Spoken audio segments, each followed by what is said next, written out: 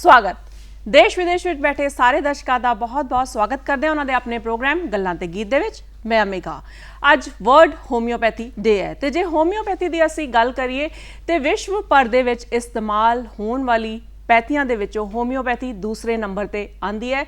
जे आंकड़ियां की गल करिए तो इस वेले 800 मिलियन लोग होम्योपैथी का इस्तेमाल करके तंदुरुस्त हो रहे हैं। 42 देशों के विच होम्योपैथी नूं इंडिपेंडेंट मैडिकल सिस्टम के रूप में इस्तेमाल किया जाता है तो लगभग 24 देशों के विच कॉम्पलीमेंटरी मैडिकल सिस्टम के रूप में इस्तेमाल होम्योपैथी नूं किया जाता है। की है होम्योपैथी, ये किवें काम करती है, की सिद्धांत है होम्योपैथी का। अज खास तौर पर वर्ल्ड होम्योपैथी डे ते इस बारे गलबात करांगे तो गलबात करने लई स्टूडियो दे विच साडे नाल मौजूद ने doctor Charanjit Lal ji. Doctor Charanjit Lal ji retired district homeopathy officer Jalandhar. बहुत बहुत इन्हां दा स्टूडियो दे विच स्वागत करदे हां। धन्यवाद मैडम, धन्यवाद। अज वर्ल्ड होम्योपैथी डे है तो सब तो पहले डॉक्टर साहब यही तुहाडे तो जानते हैं कि की इतिहास है अज दे इस दिन का। जिस तरह कि तुसीं आप ही दस्सिया है कि वर्ल्ड होम्योपैथिक डे है जी, इस गल तो पहले ही क्लीयर है कि जी होम्योपैथी का प्रसार दिन ब दिन वध रहा और पूरे वर्ल्ड दे विच इसने अपना स्थान बनाया हुआ है जी। ये जिहड़ा दिन है इस सारे दुनिया विच खास तौर पर सेहत नाल जुड़े हर इंसान नाल एक बड़ा ही महत्व रखता है, क्योंकि इस दिन एक वो शख्सियत का जन्म होया जिन्हों ने एक नवी पैथी नूं, एक नवे सिस्टम नूं ईजाद किया जी। Doctor Samuel Christian Friedrich Hahnemann, असी आम तौर पर डॉक्टर सैमुअल हनीमन कह दिंदे हां। उन्हों का अज जन्म दिहाड़ा है और इस जन्म दिहाड़े नूं असी वर्ल्ड होम्योपैथी के दौर पर मनाने हाँ। डॉक्टर सैमुअल हनीमन जिहड़े कि अपने समय के उगे एलोपैथिक डॉक्टर सन, वो किसी वजह करके अपने सिस्टम तो निराश होए जी। उन्होंने निराशा होने तो बाद किताबों का अनुवाद शुरू कर दिता, क्योंकि उन्होंने 12 तो ज़्यादा लैंग्वेज की अनुवाद करने की क्षमता सी उन्हां च। जी जी। तो वो अनुवाद करते करते उन्होंने इस पैथी नूं जन्म दिता। उन्होंने का जिहड़ा जन्म सीगा वो 10 अप्रैल 1755 नूं होया जी। ते 2 जुलाई 1843 नूं वो इस दुनिया नूं छड्ड के चले गए। लेकिन जिन्ना चिर रहे, जिन्ना चिर उन्होंने अपना योगदान किया, एक नवी साइंस नूं जन्म देना तुसीं आप ही समझते हो एक बड़ा वड्डा सारे संसार वास्ते, सारे समाज वास्ते एक बड़ी वड्डी देन है। वैसे तो बहुत सिस्टम आपां अजकल चल रहे हैं जी, पर होम्योपैथी का नाम, होम्योपैथी का स्थान एक अपना ही है, क्योंकि होम्योपैथी एक इदां दा सिस्टम है जिहड़ा कि आप सारे ही जानते हैं कि इसनूं सब तो ज़्यादा सुरक्षित सिस्टम मन्निया जा रहा है। जी जी। ठीक है ना। किसी भी तरह का कोई भी पेशेंट हो, चाहे वो प्रेगनेंट है, चाहे वो छोटे बच्चे है, चाहे किसी तरह की तकलीफ हो, जे कोई साइड इफेक्ट तो बिना कोई सिस्टम है तो होम्योपैथी का नाम उन्होंने पहले नंबर पर आता है। बिल्कुल ठीक गल है। होम्योपैथी का नाम उहदे विच पहले नंबर पर आता है। तो जे सिद्धांतां की गल करिए तो होम्योपैथी का की सिद्धांत है? हाँ जी, बड़ा ही अच्छा क्वेश्चन है जी। हर साइंस या हर चीज़ कुछ ना कुछ सिद्धांतां ते खड़ी होंदी है। बिल्कुल बिल्कुल। जे कोई फिक्स प्रिंसीपल ना हो, सिद्धांत ना हो तो कोई भी चीज़ चंगी तरह काम नहीं कर सकती जी। होम्योपैथी का जो मेन सिद्धांत है, वैसे तो 7 कार्डिनल प्रिंसीपल ने, मूल सिद्धांत ने साडे, जी। पर सब तो जो मेन साडा सिद्धांत है उन्होंने असीं बोलते हैं सिमिलिया सिमिलीबस कुरेंटर। अच्छा। हाँ जी, ਇਹਦਾ मतलब है let likes be treated by likes, ਜਾਂ ਪੰਜਾਬੀ ਚ ਆਪਾਂ ਕਹਿ ਦਈਏ ਕਿ ਇਹਦਾ ਮਤਲਬ ਹੈ ਜਿਵੇਂ ਕਿ ਜ਼ਹਿਰ ਜ਼ਹਿਰ ਨੂੰ ਮਾਰਦੀ ਹੈ, ਲੋਹਾ ਲੋਹੇ ਨੂੰ ਕੱਟਦਾ ਹੈ। ਇਸੇ ਸਿਧਾਂਤ ਦੇ ਉੱਪਰ ਹੀ ਜਿਹੜੀ ਹੋਮੋਪੈਥੀ ਦੀ ਜਿਹੜੀ ਹੈ ਮੁੱਢਲੀ ਜਿਹੜੀ ਬਣਤਰ ਹੈ ਸ਼ੁਰੂ ਹੋਈ ਸੀ ਜੀ। ਕਿਉਂਕਿ ਜਦੋਂ ਡਾਕਟਰ ਸਾਹਿਬ ਹਨੀਮਨ ਸਾਹਿਬ ਅਨੁਵਾਦ ਕਰ ਰਹੇ ਸੀ, ਇੱਕ ਡਾਕਟਰ ਕੂਲਨ ਦਾ ਇੱਕ ਮਟੀਰੀਅਲ ਮੈਡੀਕਾ ਸੀ, ਉਹਦੇ ਵਿੱਚ ਇੱਕ ਕੁਨੀਨ ਦਾ ਚੈਪਟਰ ਸੀਗਾ। ਕੁਨੀਨ ਦੇ ਚੈਪਟਰ ਦੇ ਵਿੱਚ ਲਿਖਿਆ ਸੀਗਾ ਵੀ ਜਿਹੜੀ ਕੁਨੀਨ ਹੈ ਉਹ ਮਲੇਰੀਆ ਨੂੰ ਠੀਕ ਕਰਦੀ ਹੈ ਜੀ ਜੀ। ਉਹਦੇ ਵਿੱਚ ਇੱਕ ਲਫ਼ਜ਼ ਇਹ ਲਿਖਿਆ ਗਿਆ ਕਿ ਇਹ ਕੋੜੀ ਹੋਣ ਕਰਕੇ ਨਾ ਇਹ ਉਸ ਚੀਜ਼ ਨੂੰ ਠੀਕ ਕਰਦੀ ਹੈ। ਪਰ ਹਨੀਮਨ ਸਾਹਿਬ ਨੇ ਜਦੋਂ ਸਾਰਾ ਸਟੱਡੀ ਕੀਤਾ ਉਹਨੂੰ ਵਿਸ਼ਵਾਸ ਨਹੀਂ ਹੋਇਆ, ਕਹਿੰਦੇ ਇਹ ਗੱਲ ਨਹੀਂ ਹੋ ਸਕਦੀ ਵੀ ਕਿ ਕੋੜੀਆਂ ਤਾਂ ਹੋਰ ਚੀਜ਼ਾਂ ਵੀ ਹੈਗੀਆਂ। ਬਿਲਕੁਲ ਬਿਲਕੁਲ। ਤੇ ਕੋੜੇਪਣ ਦਾ ਕੋਈ ਖਾਸ ਗੱਲ ਨਹੀਂ ਹੈ। ਫਿਰ ਉਹਨੇ ਦੇਖਿਆ ਵੀ ਇੱਕ ਪੁਆਇੰਟ ਤੇ ਫੁੱਟ ਨੋਟ ਤੇ ਸੀਗਾ ਕਿ ਇਹ ਜਿਹੜੀ ਦਵਾਈ ਹੈ ਉੱਦਾਂ ਦੇ ਸਿੰਪਟਮ ਵੀ ਪੈਦਾ ਕਰ ਸਕਦੀ ਹੈ। ਅੱਛਾ। ਹਾਂਜੀ ਹਾਂਜੀ। ਫਿਰ ਉਹਨਾਂ ਨੇ ਇਸ ਗੱਲ ਤੇ ਪੂਰੀ ਰਿਸਰਚ ਕੀਤੀ। ਅਖੀਰ 'ਚ ਇਹ ਸਿੱਟਾ ਉਹਨਾਂ ਨੇ ਕੱਢਿਆ ਕਿ ਜਿਹੜੀ ਦਵਾਈ ਇਨਸਾਨਾਂ ਦੇ ਵਿੱਚ ਜਿਹੜੀ ਚੀਜ਼ ਪੈਦਾ ਕਰ ਸਕਦੀ ਹੈ, ਜੇ ਉਸੇ ਦਵਾਈ ਨੂੰ ਸੂਖਸ਼ਮ ਰੂਪ ਵਿੱਚ ਦਿੱਤਾ ਜਾਵੇ ਤਾਂ ਉਹ ਉਹਨਾਂ ਚੀਜ਼ਾਂ ਨੂੰ ਠੀਕ ਵੀ ਕਰ ਸਕਦੀ ਠੀਕ ਵੀ ਕਰ ਸਕਦੀ ਹੈ। ਤਾਂ ਇਸੇ ਨੂੰ ਅਸੀਂ ਫਿਰ ਕਹਿੰਦੇ ਆ ਕਿ ਜਿਹੜੀ ਹੈ ਲਾ ਆਫ ਸਿਮਿਲਰਸ ਜਾਂ ਸਿਮਿਲਿਆ ਸਿਮਿਲੀਬਸ ਕੁਰੈਂਟਰ ਇਸ ਦਾ ਨਾਂ ਹੈ। ਤਾਂ ਇਹ ਜਿਹੜਾ ਸਾਡਾ ਮੂਲ ਸਿਧਾਂਤ ਹੈ। ਸਿਧਾਂਤ ਹੋਰ ਵੀ ਨੇ, ਜਿੱਦਾਂ ਕਿ ਲਾ ਆਫ ਮਿਨੀਮਮ ਡੋਜ਼ ਹੈ। ਆਪਾਂ ਸਾਰੇ ਜਾਣਦੇ ਹਾਂ ਕਿ ਆਪਾਂ ਆਮ ਜਿਹੜੇ ਪੇਸ਼ੈਂਟ ਹੈ ਇੰਨੀ ਬੜੀਆਂ ਦਵਾਈਆਂ ਲੈ ਕੇ ਆਉਂਦੇ ਆ, ਕੋਈ ਤਕਲੀਫ ਹੋਵੇ ਐਡਾ ਵੱਡੀਆਂ ਦਵਾਈਆਂ ਹੁੰਦੀਆਂ ਕਿ ਬੰਦਾ ਭੁੱਲ ਹੀ ਜਾਂਦਾ ਕਿ ਬਿਮਾਰੀ ਕੀ ਹੈ, ਦਵਾਈਆਂ ਦਾ ਇਸ਼ਤਿਹਾਰ ਰੱਖਦਾ ਰਹਿੰਦਾ। ਜੀ ਸਾਡਾ ਇੱਕ ਸਿਧਾਂਤ ਹੈ ਲਾ ਆਫ ਸਿੰਪਲੈਕਸ ਔਰ ਲਾ ਆਫ ਮਿਨੀਮਮ ਡੋਜ਼। ਉਹਦੇ ਵਿੱਚ ਸਾਡੀ ਇਹੀ ਕੋਸ਼ਿਸ਼ ਹੁੰਦੀ ਹੈ ਕਿ ਜਿੰਨੀਆਂ ਮਰਜ਼ੀ ਤਕਲੀਫਾਂ ਹੋਣ ਪੇਸ਼ੈਂਟ ਨੂੰ, ਪਰ ਅਸੀਂ ਦਵਾਈਆਂ ਗਿਣਤੀ ਦੀਆਂ ਇੱਕ ਹੀ ਦੇਣੀ ਹੈ। ਜਾਂ ਕੋਈ ਖਾਸ ਕੰਪਲੀਕੇਟਡ ਕੇਸ ਹੈ ਤਾਂ ਦੂਜੀ ਦਵਾਈ ਦੇ ਦਿੰਦੇ ਹਾਂ ਜੀ। ਤਾਂ ਘੱਟ ਤੋਂ ਘੱਟ ਦਵਾਈ ਦੇ ਨਾਲ ਜ਼ਿਆਦਾ ਤੋਂ ਜ਼ਿਆਦਾ ਤਕਲੀਫਾਂ ਠੀਕ ਕਰਨੀਆਂ, ਇਹ ਇੱਕ ਹੋਮਿਓਪੈਥੀ ਦੇ ਮੁੱਢਲੇ ਸਿਧਾਂਤਾਂ ਦਾ ਅਸਲ ਹੈ। ਬਿਲਕੁਲ ਠੀਕ ਗੱਲ ਹੈ। ਤੇ ਇਸ ਤਰ੍ਹਾਂ ਹੀ ਸਿਧਾਂਤ ਸਾਡਾ ਇੱਕ ਹੈਗਾ ਲਾ ਆਫ ਵਾਈਟਲ ਫੋਰਸ, ਮਤਲਬ ਜੀਵਨ ਸ਼ਕਤੀ। ਜੀਵਨ ਸ਼ਕਤੀ ਮਤਲਬ ਆਪਾਂ ਇੱਕ ਕਿਸਮ ਦੀ ਆਤਮਾ ਨੂੰ ਕਹਿ ਸਕਦੇ ਹਾਂ। ਬਿਲਕੁਲ ਬਿਲਕੁਲ ਨਾ, ਕਿਉਂਕਿ ਇੱਕ ਜਿੰਦੇ ਮਨੁੱਖ ਔਰ ਇੱਕ ਜਿਹੜਾ ਬੰਦਾ ਚਲਾ ਗਿਆ ਡੈਡ ਪਰਸਨ ਹੈ, ਉਹਦੇ ਵਿੱਚ ਇੱਕੋ ਹੀ ਫਰਕ ਹੈ ਵੀ ਉਹ 'ਚ ਆਤਮਾ ਨਿਕਲ ਗਈ। ਅਸੀਂ ਉਸ ਆਤਮਾ ਨੂੰ ਨਾਂ ਦਿੱਤਾ ਹੋਇਆ ਹੈ ਵਾਈਟਲ ਫੋਰਸ ਅੱਛਾ ਜਾਂ ਵਾਈਟਲ ਡਾਇਨਾਮਿਕਸ, ਮਤਲਬ ਜੀਵਨ ਸ਼ਕਤੀ। ਮਤਲਬ ਅਸੀਂ ਇੱਕੋ ਹੀ ਫਰਕ ਹੈ, ਸਾਰੇ ਅੰਗ ਉੱਥੇ ਪਏ ਆ। ਜਦੋਂ ਬੰਦਾ ਚਲਾ ਜਾਂਦਾ ਹੈ ਦੁਨੀਆ 'ਚੋਂ, ਉਦੋਂ ਹੀ ਲੇਟਿਆ ਹੁੰਦਾ, ਸਾਰੇ ਅੰਗ ਲੀਵਰ ਲੂਵਰ ਹਰ ਚੀਜ਼ ਉੱਥੇ ਪਈ ਹੈ। ਨਿਕਲਿਆ ਕੀ ਵਿੱਚੋਂ? ਇਹਦਾ ਮਤਲਬ ਜਿਹੜੀ ਵੀ ਚੀਜ਼ ਅਸੀਂ ਖਾਂਦੇ ਹਾਂ, ਅਸੀਂ ਕੁਛ ਕੇ ਦੇਖਦੇ ਹਾਂ, ਉਹਦਾ ਸਾਰਾ ਅਸਰ ਉਸ ਇਮਟੀਰੀਅਲ ਪਲੇਨ ਤੇ ਹੁੰਦਾ, ਉਸ ਸ਼ਕਤੀ ਦੇ ਉੱਪਰ ਹੁੰਦਾ ਜਿਹੜੀ ਅਸੀਂ ਦੇਖ ਨਹੀਂ ਸਕਦੇ। ਤਾਂ ਇਹ ਜਿਹੜਾ ਸਾਡਾ ਸਿਧਾਂਤ ਹੈ ਨਾ ਵਾਈਟਲ ਫੋਰਸ ਵਾਲਾ, ਜੀਵਨ ਸ਼ਕਤੀ ਵਾਲਾ, ਇਹਦਾ ਮਤਲਬ ਜਿਹੜਾ ਅਸੀਂ ਸਿਧਾਂਤ ਉਹਦੇ ਉੱਪਰ ਕੰਮ ਕਰਦੇ ਹਾਂ ਕਿ ਜਿਹੜਾ ਅਸੀਂ ਕਾਰਨ ਹੈ ਕਿਸੇ ਬਿਮਾਰੀ ਦਾ, ਉਹ ਅਸੀਂ ਨਹੀਂ ਦੇਖ ਸਕਦੇ। ਅਸੀਂ ਧੁੱਪ ਨੂੰ ਨਹੀਂ ਦੇਖ ਸਕਦੇ, ਅਸੀਂ ਛਾਂ ਨੂੰ ਨਹੀਂ ਦੇਖ ਸਕਦੇ, ਅਸੀਂ ਦੁੱਖ ਨੂੰ ਨਹੀਂ ਦੇਖ ਸਕਦੇ, ਅਸੀਂ ਉਹਨੂੰ ਮਹਿਸੂਸ ਕਰ ਸਕਦੇ ਹਾਂ। ਠੀਕ ਹੈ ਨਾ? ਫਿਰ ਜਿੰਨੇ ਵੀ ਕੁਦਰਤੀ ਕਾਰਨ ਹੈਗੇ ਅਸੀਂ ਉਹਨੂੰ ਮਹਿਸੂਸ ਕਰ ਸਕਦੇ ਹਾਂ। ਬਿਲਕੁਲ। ਔਰ ਉਹ ਜਿਹੜੇ ਕਾਰਨ ਹੈ ਉਹ ਸਾਡੀ ਆਤਮਾ ਤੇ ਅਸਰ ਕਰਦੇ ਆ, ਮਤਲਬ ਵਾਈਟਲ ਫੋਰਸ ਤੇ ਅਸਰ ਕਰਦੇ ਆ ਜੀ। ਤੇ ਉਹਨਾਂ ਨੂੰ ਠੀਕ ਕਰਨ ਲਈ ਉੱਦਾਂ ਦੀ ਦਵਾਈ ਚਾਹੀਦੀ ਹੈ ਜਿਹੜੀ ਵੀ ਉੱਦਾਂ ਦੀ ਪਲੇਨ ਤੇ ਹੋਵੇ। ਬਿਲਕੁਲ ਠੀਕ ਗੱਲ। ਉਹਦਾ ਫਿਰ ਸਾਡਾ ਇੱਕ ਸਿਧਾਂਤ ਹੈਗਾ ਲਾ ਆਫ ਡਰਗ ਡਾਇਨਾਮਾਈਜੇਸ਼ਨ। ਮਤਲਬ ਅਸੀਂ ਦਵਾਈਆਂ ਜਿਹੜੀਆਂ ਤਿਆਰ ਕਰਦੇ ਹਾਂ ਉਹ ਪੋਟੈਂਸੀ ਦੇ ਵਿੱਚ ਤਿਆਰ ਕਰਦੇ ਹਾਂ। ਔਰ ਪੋਟੈਂਸੀ ਬੰਦੇ ਫਿਰ ਦਵਾਈ ਇਦਾਂ ਦੀ ਸਥਿਤੀ 'ਚ ਆ ਜਾਂਦੀ ਹੈ ਕਿ ਜੇ ਤੁਸੀਂ ਮਾਈਕਰੋਸਕੋਪ ਨਾਲ ਵੀ ਦੇਖਣ ਲੱਗ ਜਾਓ ਤੁਹਾਨੂੰ ਉਹ ਦਵਾਈ ਵਿੱਚ ਦਵਾਈ ਨਹੀਂ ਲੱਭੇਗੀ। ਮਤਲਬ ਇਮਟੀਰੀਅਲ ਹੋ ਗਈ। ਜੀ ਜੀ। ਸੋ ਕਾਰਨ ਵੀ ਮਟੀਰੀਅਲ ਹੋ ਗਿਆ, ਜਿੱਥੇ ਉਹਨੇ ਕੰਮ ਕਰਨਾ ਜੀਵਨ ਸ਼ਕਤੀ ਉਹ ਵੀ ਮਟੀਰੀਅਲ ਹੋ ਗਈ। ਜੇ ਉਹਨੂੰ ਪੱਕਾ ਠੀਕ ਕਰਨਾ ਉਹ ਚੀਜ਼ ਚਾਹੀਦੀ ਹੈ ਜਿਹੜੀ ਇਮਟੀਰੀਅਲ ਹੋਵੇ, ਵਰਗੀ ਹੋਵੇ। ਇਸੇ ਕਰਕੇ ਜਿਹੜੀ ਹੋਮਿਓਪੈਥਿਕ ਦਵਾਈਆਂ ਦਾ ਜਿਹੜੀਆਂ ਬਹੁਤ ਸੂਖਸ਼ਮ ਹੁੰਦੀਆਂ ਔਰ ਉਸੇ ਪਲੇਨ ਤੇ ਕੰਮ ਕਰਦੀਆਂ ਜਿਸ ਪਲੇਨ ਤੇ ਕੁਦਰਤੀ ਬਿਮਾਰੀਆਂ ਸਾਡੇ ਕੋਲ ਆਉਂਦੀਆਂ। ਬਿਲਕੁਲ ਜੀ ਗੱਲ ਹੈ। ਤੇ ਹੋਰ ਵੀ ਪੈਥੀਆਂ ਜਿੱਥੇ ਸਾਡੇ ਕੋਲ ਮੌਜੂਦ ਨੇ, ਅਸੀਂ ਐਲੋਪੈਥੀ ਦੀ ਗੱਲ ਕਰ ਲਈਏ, ਭਾਵੇਂ ਅਸੀਂ ਆਯੁਰਵੇਦਾ ਦੀ ਗੱਲ ਕਰੀਏ, ਤੇ ਹੋਮਿਓਪੈਥੀ ਦੀ ਜੇ ਗੱਲ ਕਰਦੇ ਹਾਂ ਤਾਂ ਇਹਨਾਂ ਨਾਲੋਂ ਵੱਖਰੀ ਕਿਵੇਂ ਹੈ, ਕਿੱਦਾਂ ਤੁਸੀਂ ਲੈਂਦੇ ਹੋ? ਹਾਂਜੀ ਦੇਖੋ, ਹਰ ਸਾਇੰਸ ਅਲੱਗ-ਅਲੱਗ ਹੈ, ਵੱਖਰੀ ਹੈ। ਜਿੱਦਾਂ ਹਰ ਇਨਸਾਨ ਇੱਕ ਵੱਖਰਾ ਹੈ, ਪਰਮਾਤਮਾ ਨੇ ਸਾਰਿਆਂ ਦੇ ਵਿੱਚ ਉਹੀ ਅੰਗ ਪਾਏ ਆ। ਬਿਲਕੁਲ। ਲੇਕਿਨ ਹਰ ਇਨਸਾਨ ਦੂਜੇ ਇਨਸਾਨ ਨਾਲੋਂ ਅਲੱਗ ਹੈ ਜੀ। ਚਾਹੇ ਉਹ ਮਾਨਸਿਕ ਤੌਰ ਤੇ ਹੋਵੇ, ਫਿਜ਼ੀਕਲ ਤੌਰ ਤੇ ਹੋਵੇ, ਉਹਦੀਆਂ ਭਾਵਨਾ ਹੋਵੋ। ਇੱਕ ਬੰਦਾ ਮਿੱਠਾ ਬਹੁਤ ਪਸੰਦ ਕਰਦਾ, ਇੱਕ ਬੰਦਾ ਨਮਕੀਨ ਬਹੁਤ ਪਸੰਦ ਕਰਦਾ, ਇੱਕ ਠੰਡ ਬੜਾ ਮੰਨਦਾ, ਇੱਕ ਗਰਮੀ ਬੜਾ ਮੰਨਦਾ, ਹੈ ਨਾ। ਇੱਦਾਂ ਇੱਕ ਬਹੁਤ ਖੁਸ਼ ਰਹਿੰਦਾ, ਇੱਕ ਬੜਾ ਉਦਾਸ ਰਹਿੰਦਾ। ਹਰ ਇਨਸਾਨ ਇੱਕ ਦੂਜੇ ਨਾਲ ਅਲੱਗ ਹੈ। ਇਸੇ ਤਰ੍ਹਾਂ ਹੀ ਜਿੰਨੇ ਵੀ ਸਿਸਟਮ ਸਾਡੇ 'ਚ ਚੱਲ ਰਹੇ ਹੈ, ਐਲੋਪੈਥੀ ਹੈ, ਆਯੁਰਵੇਦਿਕ ਹੈ, ਹੋਮਿਓਪੈਥੀ ਹੈ, ਹੋਰ ਸਿਸਟਮ ਸਾਰੇ ਹੈ, ਇਹਨਾਂ ਸਾਰਿਆਂ ਦਾ ਹੀ ਆਪਣੇ ਆਪਣੇ ਸਿਧਾਂਤ ਹੈ, ਇਹਨਾਂ ਸਾਰਿਆਂ ਦਾ ਹੀ ਆਪਣਾ ਆਪਣਾ ਢੰਗ ਹੈ। ਇੱਕ ਗੱਲ ਹੋਰ ਹੈ ਕਿ ਆਪਾਂ ਜਿਹੜੀ ਵੀ ਚੀਜ਼ ਤੋਂ ਆਪਣੀ ਦਵਾਈ ਬਣਨੀ ਹੈ, ਕੁਦਰਤੀ ਸੋਰਸ ਤਾਂ ਉਹੀ ਰਹਿਣਾ ਜੀ। ਮਤਲਬ ਇੱਕ ਨਮਕ ਹੈ, ਨਮਕ ਤੋਂ ਐਲੋਪੈਥੀ ਦਵਾਈ ਵੀ ਤਿਆਰ ਹੋਣੀ ਹੈ, ਹੋਮਿਓਪੈਥੀ ਵੀ ਦਵਾਈ ਤਿਆਰ ਹੋਣੀ ਹੈ, ਆਯੁਰਵੈਦਿਕ ਵੀ ਤਿਆਰ ਹੋਣੀ ਹੈ। ਤਾਂ ਦਵਾਈਆਂ ਦੇ ਬਣਾਉਣ ਦਾ ਢੰਗ ਅਲੱਗ-ਅਲੱਗ ਹੈ। ਬਿਲਕੁਲ। ਕੁਦਰਤੀ ਸੋਮੇ ਉਹੀ ਹੈ ਜੀ। ਠੀਕ ਹੈ ਨਾ ਜੀ। ਹੁਣ ਮੈਂ ਤੁਹਾਨੂੰ ਪਹਿਲਾਂ ਵੀ ਦੱਸ ਚੁੱਕਿਆ ਕਿ ਸਾਡਾ ਜਿਹੜਾ ਸਿਧਾਂਤ ਹੈ ਉਹ ਸਿਮਿਲਿਆ ਸਿਮਿਲੀਬਸ ਕੁਰੈਂਟਰ ਹੈ। ਐਲੋਪੈਥੀ ਦਾ ਜਿਹੜਾ ਸਿਧਾਂਤ ਹੈ ਉਹ ਉਲਟ ਹੁੰਦਾ ਹੈ। ਹਾਂਜੀ, ਕੰਟਰੇਰੀਆ ਕੰਟਰੇਰੀਸ ਕੁਰੈਂਚਰ ਉਹ 'ਚ ਹੁੰਦਾ। ਆਯੁਰਵੈਦਿਕ ਦੇ ਜਿਹੜੇ ਆ ਉਹ ਆਪਣੇ ਉਹਨਾਂ ਦੇ ਮਤਲਬ ਸਿਧਾਂਤ ਹੈਗੇ ਆ, ਵਾਤ ਪਿੱਤ ਔਰ ਕਫ, ਉਹਨਾਂ ਦੇ ਆਪਣੇ ਸਿਧਾਂਤ 3 ਹੈਗੇ ਆ ਜੀ। ਇੱਦਾਂ ਹੀ ਹੋਮਿਓਪੈਥੀ ਦੇ ਵਿੱਚ ਅਸੀਂ ਮਿਆਜ਼ਮ ਗਿਣਦੇ ਹਾਂ ਵੀ ਸੋਰਾ, ਸਾਈਕੋਸਿਸ ਔਰ ਸਿਫਿਲਿਸ, ਜਿੱਥੇ ਸਾਰੀਆਂ ਬਿਮਾਰੀਆਂ ਨਿਕਲਦੀਆਂ ਹੈਗੀਆਂ।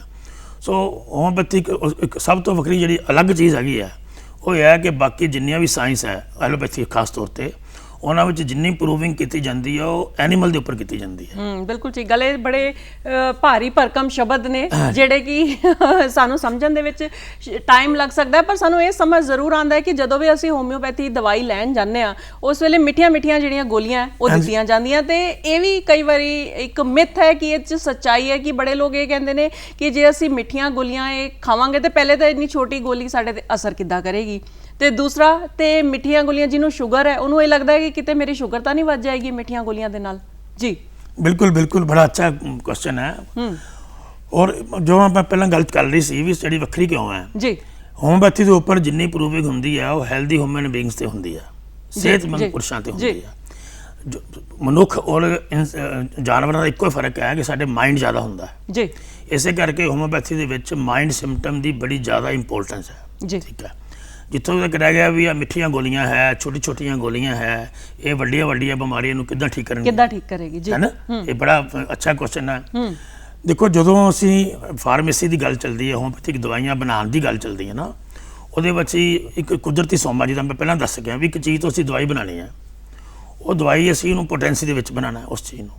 ਉਹ ਸਾਡੇ ਇਹ ਵੀ ਅਸੂਲ ਇਹੀ ਹੈ ਵੀ ਘੱਟ ਤੋਂ ਘੱਟ ਡੋਜ਼ ਦੇਣੀ ਹੈ, ਘੱਟ ਤੋਂ ਘੱਟ ਕੁਆਂਟੀਟੀ ਦੇਣੀ ਹੈ ਉਹਦੇ ਵਿੱਚ ਜੀ। ਉਹਨੂੰ ਤਿਆਰ ਕਰਨ ਦੇ ਵਿੱਚ ਸਾਨੂੰ ਆਪਣੇ ਪਹਿਲਾਂ ਕਿਸੇ ਵੀ ਚੀਜ਼ ਦਾ ਮਦਰ ਟਿੰਕਚਰ ਅਸੀਂ ਬਣਾਉਂਦੇ ਹਾਂ, ਉਸ ਤੋਂ ਬਾਅਦ ਅਸੀਂ ਪੋਟੈਂਸੀਆਂ ਬਣਾਉਂਦੇ ਹਾਂ। ਪੋਟੈਂਸੀਆਂ ਫਿਰ ਅਲੱਗ-ਅਲੱਗ ਫਾਰਮ 'ਚ ਬਣਦੀਆਂ। ਸਾਡੇ 3 ਤਰ੍ਹਾਂ ਦੇ ਸਕੇਲ ਹੈਗੇ ਆ, ਸੈਂਟੀਸੀਮਲ ਸਕੇਲ ਹੈ, ਡੈਸੀਮਲ ਸਕੇਲ ਹੈ ਔਰ ਇੱਕ 50 ਮਿਲੀਸੀਮਲ ਸਕੇਲ ਹੈ। 3 ਤਰ੍ਹਾਂ ਦੇ ਸਾਡੇ ਸਕੇਲ ਹੈ ਜਿੱਥੋਂ ਅਸੀਂ ਦਵਾਈਆਂ ਬਣਾਉਂਦੇ ਹਾਂ ਜੀ। ਔਰ ਉਸ ਵਿੱਚ ਅਸੀਂ ਫਿਰ ਡਿਲੂਸ਼ਨ ਫਾਰਮ ਦੇ ਵਿੱਚ ਦਵਾਈ ਤਿਆਰ ਕਰਦੇ ਹਾਂ, ਲਿਕੁਇਡ ਫਾਰਮ ਦੇ ਵਿੱਚ ਐਕਚੁਅਲੀ ਦਵਾਈ ਤਿਆਰ ਹੁੰਦੀ। ਜਿਹੜੀ ਵੈਸੇ ਜਿਹੜੀ ਦਵਾਈ ਹੈ ਹੋਮਿਓਪੈਥੀ ਦੀ ਉਹ ਡਿਲੂਸ਼ਨ 'ਚ ਹੈ, ਲਿਕੁਇਡ 'ਚ ਹੈ। ਅੱਛਾ। ਲੇਕਿਨ ਜਿਹੜੀ ਤੁਸੀਂ ਮਿੱਠੀਆਂ ਗੋਲੀਆਂ ਦੀ ਗੱਲ ਕੀਤੀ ਹੈ ਨਾ, ਉੱਥੇ ਆਪਾਂ ਆਉਂਦੇ ਨਾ, ਇਹ ਫਿਰ ਸਾਡੀ ਇੱਕ ਸਿੰਪਲ ਕੇਨ ਸ਼ੂਗਰ ਤੋਂ ਅਸੀਂ ਗੋਲੀਆਂ ਬਣਾਈ ਜਾਂਦੀਆਂ। ਜਿਹੜੀ ਗੋਲੀਆਂ they are just the career of the medicine, ਉਹ ਕੁਛ ਨਹੀਂ, ਉਹ 'ਚ ਕੁਛ ਨਹੀਂ ਹੁੰਦਾ, ਸਿਰਫ ਕੈਰੀਅਰ ਆਫ ਦੀ ਮੈਡੀਸਨ ਹੈ। ਓਕੇ। ਹਾਂ, ਉਹ ਉਸ ਦਵਾਈ ਨੂੰ ਅਸੀਂ ਆਪਣੀ ਖਾਸ ਡੋਜ਼ ਹੈਗੀ ਆ ਉਸ ਨੂੰ ਗੋਲੀਆਂ ਦੇ ਵਿੱਚ ਪਾ ਦਿੰਦੇ ਆ, ਸ਼ੀਸ਼ੀ ਦੇ ਵਿੱਚ। ਬਸ ਸਾਨੂੰ ਪਤਾ ਵੀ ਇੰਨੀ ਸ਼ੀਸ਼ੀ ਹੈ ਤੇ ਇੰਨੀਆਂ ਬੂੰਦਾਂ ਪਾਣੀਆਂ, ਇੰਨੀ ਸ਼ੀਸ਼ੀ ਹੈ ਤੇ ਇੰਨੀਆਂ ਬੂੰਦਾਂ ਪਾਣੀਆਂ। ਉਹ ਸ਼ੀਸ਼ੀ ਜਿਹੜੇ ਗੋਲੀਆਂ ਜਿਹੜੀਆਂ ਸਿਰਫ ਕੈਰੀਅਰ ਹੈ, ਉਹਦੇ ਵਿੱਚ ਕੋਈ ਦਵਾਈ ਨਹੀਂ ਹੁੰਦੀ, ਕੋਈ ਦਵਾਈ ਨਹੀਂ ਹੁੰਦੀ। ਹਾਂਜੀ, ਜਦੋਂ ਅਸੀਂ ਉਹ ਡਿਲੂਸ਼ਨ ਪਾ ਦਿੰਦੇ ਆ ਫਿਰ ਸਾਡੀ ਦਵਾਈ ਤਿਆਰ ਹੋ ਜਾਂਦੀ ਹੈ ਜੀ। ਔਰ ਕਿਉਂਕਿ ਅਸੀਂ ਘੱਟ ਤੋਂ ਘੱਟ ਮਾਤਰਾ 'ਚ ਦੇਣੀ ਹੁੰਦੀ ਹੈ, ਜੇ ਆਪਾਂ ਇੱਕ ਸਿੱਧਾ ਬੂੰਦ ਦੇਵਾਂਗੇ ਤਾਂ ਘੱਟੋ ਘੱਟ ਇੱਕ ਬੂੰਦ ਤਾਂ ਦੇਵਾਂਗੇ ਨਾ, ਤੇ ਜੇ ਅਸੀਂ ਗੋਲੀਆਂ 'ਚ ਪਾਵਾਂਗੇ ਉਹ ਇੱਕ ਬੂੰਦ ਦੀ ਕਈ ਡੋਜ਼ ਨੂੰ ਕਵਰ ਕਰ ਜਾਏਗੀ। ਜੀ ਜੀ। ਇਸੇ ਕਰਕੇ ਅਸੀਂ ਗੋਲੀਆਂ 'ਚ ਪਾਈ ਜਾਂਦੀ ਹੈ। ਜੀ। ਫਿਰ ਉਹ ਗੋਲੀਆਂ ਉਸ ਮੈਡੀਸਨ ਨੂੰ ਐਬਜ਼ੌਰਬ ਕਰ ਲੈਂਦੀਆਂ ਔਰ ਉਹਦਾ ਇੰਨਾ ਡੀਪ ਐਕਸ਼ਨ ਹੁੰਦਾ ਹੈ, ਜਿੱਦਾਂ ਇੱਕ ਛੋਟਾ ਜਿਹਾ ਐਟਮ ਬੰਬ ਹੈ ਉਹ ਕਿੰਨਾ ਬਲਾਸਟ ਕਰਦਾ ਜੀ, ਇੱਦਾਂ ਇੱਕ ਛੋਟੀ ਜਿਹੀ ਗੋਲੀ ਜਿਹੜੀ ਮਿੱਠੀ ਗੋਲੀ ਹੈ ਉਹ ਇੰਨਾ ਜ਼ਬਰਦਸਤ ਕੰਮ ਕਰਦੀ ਵੱਡੀਆਂ ਵੱਡੀਆਂ ਬਿਮਾਰੀਆਂ ਦੇ ਵਿੱਚ ਵੀ, ਵੱਡੀਆਂ ਵੱਡੀਆਂ ਬਿਮਾਰੀਆਂ ਨੂੰ ਵੀ ਠੀਕ ਔਰ ਇਹਦੇ ਨਾਲ ਕੋਈ ਸ਼ੂਗਰ ਦਾ ਕੋਈ ਲਿੰਕ ਨਹੀਂ ਹੈ। ਪਹਿਲੀ ਗੱਲ ਤਾਂ ਸਾਰੀ ਜਨਤਾ ਨੂੰ ਇਹ ਸਮਝ ਹੋਣੀ ਚਾਹੀਦੀ ਹੈ ਵੀ ਸ਼ੂਗਰ ਮਿੱਠੇ ਖਾਣ ਨਾਲ ਨਹੀਂ ਹੁੰਦੀ। ਹਾਂ, ਜਦੋਂ ਹੋ ਜਾਂਦੀ ਹੈ ਉਦੋਂ ਜ਼ਰੂਰ ਮਿੱਠੇ ਦਾ ਪਰਹੇਜ਼ ਕਰਨਾ ਪੈਂਦਾ ਜੀ। ਲੇਕਿਨ ਇਹ ਜਿਹੜਾ ਐਕਚੁਅਲੀ ਇਹਦਾ ਕਾਜ਼ ਹੈ ਉਹ ਹਾਰਮੋਨਲ ਹੈ। ਪੈਂਕਰੀਆਸ ਗਲੈਂਡ ਹੈ, ਉਹਦੇ ਵਿੱਚ ਹਾਰਮੋਨਲ ਦੀ ਜਿਹੜੀ ਡੈਫੀਸ਼ੀਐਂਸੀ, ਇੰਸੂਲਿਨ ਦਾ ਹਾਰਮੋਨ ਬਣਦਾ, ਉਹਦੀ ਡਿਸਟਰਬੈਂਸ ਦੇ ਕਰਕੇ ਸਾਨੂੰ ਜਿਹੜੀ ਹੈ ਡਾਇਬਟੀਜ਼ ਹੁੰਦੀ ਹੈ, ਸ਼ੂਗਰ ਹੁੰਦੀ ਹੈ। ਮਤਲਬ ਕਿ ਜਿਹੜਾ ਕਾਜ਼ ਹੈ ਉਹ ਮਿੱਠਾ ਨਹੀਂ ਹੈ। ਲੇਕਿਨ ਜਦੋਂ ਮਿੱਠਾ ਸ਼ੂਗਰ ਹੋ ਜਾਂਦੀ ਹੈ ਫਿਰ ਤਾਂ ਦੇਖੋ ਜ਼ਰੂਰੀ ਹੈ ਕਿ ਮਿੱਠੇ ਦਾ ਪਰਹੇਜ਼ ਕਰਨਾ, ਔਰ ਇੱਕ ਛੋਟੀ ਜਿਹੀ ਗੋਲੀ ਦੇ ਨਾਲ ਕੋਈ ਇੰਨੀ ਸ਼ੂਗਰ ਵਧਣ ਵਾਲੀ ਗੱਲ ਨਹੀਂ, ਵਧਣ ਵਾਲੀ ਗੱਲ ਨਹੀਂ ਹੈ। ਤੇ ਪਰਹੇਜ਼ ਦੀ ਜਿਸ ਤਰ੍ਹਾਂ ਤੁਸੀਂ ਗੱਲ ਕੀਤੀ, ਤੇ ਇਹ ਵੀ ਸੁਣਨ ਦੇ ਵਿੱਚ ਆਉਂਦਾ ਹੈ ਕਿ ਜੇ ਅਸੀਂ ਹੋਮਿਓਪੈਥੀ ਮੈਡੀਸਨ ਲੈ ਰਹੇ ਹਾਂ ਤੇ ਅਸੀਂ ਖੁਸ਼ਬੂਦਾਰ ਚੀਜ਼ਾਂ ਨਹੀਂ ਖਾਣੀਆਂ, ਅਸੀਂ ਪਿਆਜ਼, ਕੱਚੇ ਪਿਆਜ਼ ਤੋਂ ਅਸੀਂ ਗੁਰੇਜ਼ ਕਰਨਾ ਹੈ, ਜਾਂ ਫਿਰ ਮਤਲਬ ਕੁਝ ਵੀ ਖੁਸ਼ਬੂਦਾਰ ਅਸੀਂ ਨਹੀਂ ਖਾਣਾ, ਤੇ ਜਦੋਂ ਅਸੀਂ ਦਵਾਈ ਖਾ ਰਹੇ ਹਾਂ ਉਸ ਤੋਂ ਪਹਿਲਾਂ ਵੀ ਕੁਝ ਨਹੀਂ ਖਾਣਾ, ਉਸ ਤੋਂ ਬਾਅਦ ਵੀ ਕਾਫੀ ਦੇਰ ਕੁਝ ਨਹੀਂ ਖਾਣਾ। ਇਹ ਸਾਰੀਆਂ ਗੱਲਾਂ 'ਚ ਕਿੰਨੀ ਕੁ ਸੱਚਾਈ ਹੈ? ਹਾਂਜੀ, ਕੁਝ ਸੱਚਾਈ ਵੀ ਹੈ, ਕੁਝ ਵਹਿਮ ਵੀ ਹੈ। ਦੇਖੋ ਪਹਿਲੀ ਗੱਲ ਤਾਂ ਇਹ ਹੈ ਵੀ ਜਿਹੜਾ ਇੰਨਾ ਜ਼ਿਆਦਾ ਪਰਹੇਜ਼ ਅਸੀਂ ਹੁਣ ਨਹੀਂ ਦੱਸਦੇ ਹੋਮਿਓਪੈਥੀ ਦੇ ਵਿੱਚ ਜੀ। ਪੁਰਾਣੇ ਕਾਫੀ ਬੰਦੇ ਸਾਡੇ ਜਿਹੇ ਸੀਗੇ, ਉਹ ਕਹਿੰਦੇ ਸੀ ਆਹ ਨਹੀਂ ਖਾਣਾ, ਆਹ ਨਹੀਂ ਖਾਣਾ, ਆਹ ਨਹੀਂ ਖਾਣਾ। ਇੱਦਾਂ ਦੀ ਕੋਈ ਗੱਲ ਨਹੀਂ ਹੈ, ਕਿਉਂਕਿ ਇਹ ਵੈਸੇ ਹੀ ਇਮਟੀਰੀਅਲ ਡੋਜ਼ ਹੈ। ਔਰ ਜਿਹੜਾ ਪਰਹੇਜ਼ ਬਿਮਾਰੀ ਦੇ ਹਿਸਾਬ ਨਾਲ ਕਰਨਾ ਉਹ ਤਾਂ ਕਰਨਾ ਹੀ ਕਰਨਾ ਜੀ। ਹਾਂ, ਲੇਕਿਨ ਇਹ ਨਹੀਂ ਕਿ ਅਸੀਂ ਹਰ ਬੰਦੇ ਨੂੰ ਅਸੀਂ ਕੱਚਾ ਪਿਆਜ਼ ਬੰਦ ਕਰ ਦਈਏ, ਹਰ ਬੰਦੇ ਨੂੰ ਅਸੀਂ ਖੁਸ਼ਬੂ ਵਾਲੀ ਚੀਜ਼ ਤੋਂ ਬੰਦ ਕਰ ਦਈਏ, ਕਿਉਂਕਿ ਮੈਡੀਸਿਨ ਨੇ ਸਾਡਾ ਐਕਟ ਇਮਟੀਰੀਅਲ ਤੇ ਹੈ, ਇਮਟੀਰੀਅਲ ਵਾਈਟਲ ਫੋਰਸ ਤੇ ਐਕਸ਼ਨ ਹੈ। ਇਹਨਾਂ ਦੇ ਚੀਜ਼ਾਂ ਨਾਲ ਕੋਈ ਬਹੁਤਾ ਲਿੰਕ ਨਹੀਂ ਹੈ।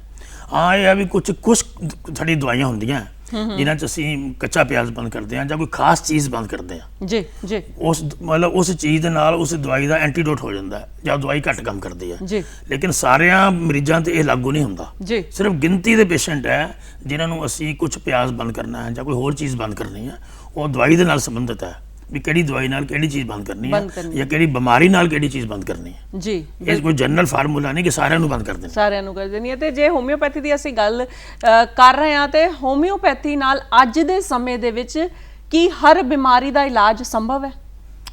ਹਾਂਜੀ, ਹਰ ਕੁਦਰਤੀ ਬਿਮਾਰੀ ਦਾ ਇਲਾਜ ਹੋਮਿਓਪੈਥੀ ਨਾਲ ਸੰਬੰਧ ਹੈ। ਅੱਛਾ, ਮਤਲਬ ਜਿਹੜੀ ਜਿੱਥੇ ਆਪਣਾ ਕੋਈ ਕੁਝ ਅੰਦਰੋਂ ਅੰਦਰੀ ਕੋਈ ਬਿਮਾਰੀ ਪੈਦਾ ਹੋ ਗਈ ਕਿਸੇ ਵੀ ਵਜ੍ਹਾ ਕਰਕੇ, ਉਹ ਫਿਰ ਸਾਡੇ ਅਸੀਂ ਜਿੱਦਾਂ ਪਹਿਲਾਂ ਦੱਸਿਆ ਵੀ ਉਹ ਕਾਜ਼ ਹੈ।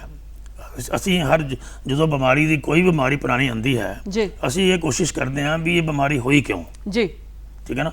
ਜੇ ਸਾਨੂੰ ਐਗਜ਼ੈਕਟ ਕਾਜ਼ ਲੱਭ ਜਾਂਦਾ ਹੈ ਤੇ ਕੋਈ ਇਦਾਂ ਦੀ ਗੱਲ ਨਹੀਂ ਕਿ ਕੋਈ ਬਿਮਾਰੀ ਠੀਕ ਨਾ ਹੋਵੇ ਦੁਨੀਆ 'ਚ। ਉਹਦੇ ਵਾਸਤੇ ਕੀ ਲੋੜ ਹੈ ਕਿ ਉਹਦੇ ਵਾਸਤੇ ਡਾਕਟਰ ਨੂੰ ਕੇਸ ਟੇਕਿੰਗ ਦੀ ਲੋੜ ਹੈ, ਪੁੱਛਣਾ ਔਰ ਦੱਸਣਾ। ਇਹ ਦੋ ਚੀਜ਼ਾਂ ਦੇ ਉੱਪਰ ਹੋਮਿਓਪੈਥੀ ਖੜੀ ਹੈ। ਜੇ ਡਾਕਟਰ ਸਹੀ ਢੰਗ ਨਾਲ ਪੁੱਛ ਰਿਹਾ ਹੈ ਔਰ ਮਰੀਜ਼ ਕੋਆਪਰੇਟਿਵ ਹੈ ਔਰ ਸਹੀ ਢੰਗ ਨਾਲ ਦੱਸ ਰਿਹਾ ਹੈ ਤੇ ਇਦਾਂ ਦੀ ਕੋਈ ਕੁਦਰਤੀ ਬਿਮਾਰੀ ਨਹੀਂ ਜਿਹਦਾ ਹੋਮਿਓਪੈਥੀ 'ਚ ਇਲਾਜ ਨਾ ਹੋਵੇ।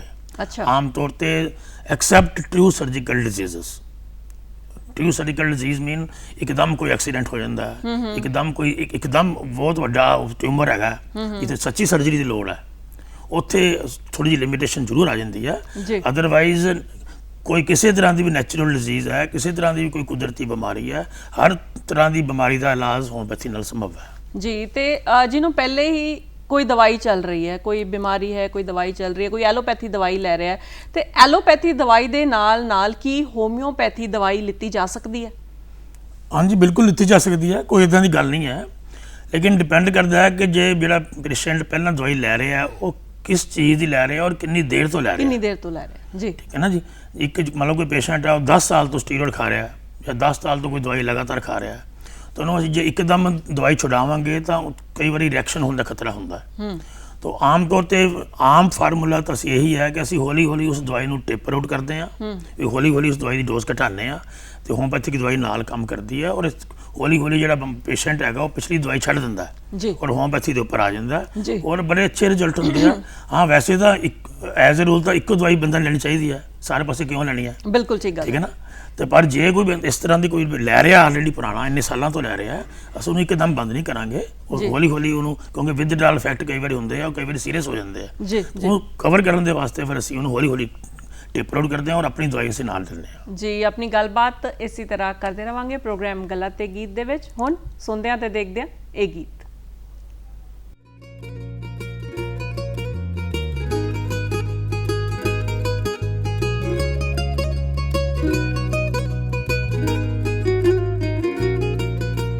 ਵੇਖ ਲੈ ਬਾਬਾ ਤੇਰੀ ਦੁਨੀਆ ਕਿੰਨੀ ਮੈਲੀ ਹੋ ਰਹੀ ਐ। ਗੰਗਾ ਜਲ ਨੂੰ ਛੱਡ ਕੇ ਅੱਜ ਕੱਲ ਹੱਥ ਅਲਕੋਹਲ ਨਾ ਧੋ ਰਹੀ ਐ।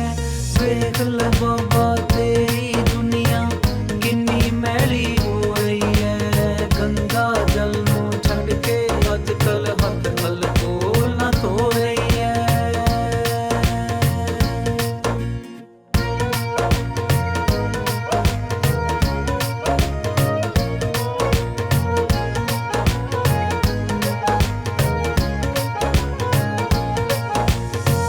ਬੇਸ਼ੁਕਰੇ ਜੇ ਹੋ ਗਏ ਸਾਰੇ, ਸ਼ੁਕਰ ਨਾ ਕੋਈ ਜਾਣੇ। ਮਤਲਬ ਕੱਢ ਕੇ ਪਾਸੇ ਹੁੰਦੇ ਹੋ ਗਏ ਲੋਕ ਸਿਆਣੇ। ਮਤਲਬ ਕੱਢ ਕੇ ਪਾਸੇ ਹੁੰਦੇ ਹੋ ਗਏ ਲੋਕ ਸਿਆਣੇ। ਹੱਥ ਹੱਥ ਨੂੰ ਖਾਂਦਾ ਧੋਖੇ ਬਾਜੀ ਸਿਖਰਾਂ ਛੋ ਰਹੀ ਐ। ਗੰਗਾ ਜਲ ਨੂੰ ਛੱਡ ਕੇ ਅੱਜ ਕੱਲ ਹੱਥ ਅਲਕੋਹਲ ਨਾ ਧੋ ਰਹੀ ਐ। ਵੇਖ ਲੈ ਬਾਬਾ ਤੇਰੀ ਦੁਨੀਆ ਕਿੰਨੀ ਮੈਲੀ ਹੋ ਰਹੀ ਐ। ਗੰਗਾ ਜਲ ਨੂੰ ਛੱਡ ਕੇ ਅੱਜ ਕੱਲ ਹੱਥ ਅਲਕੋਹਲ ਨਾ ਧੋ ਰਹੀ ਐ।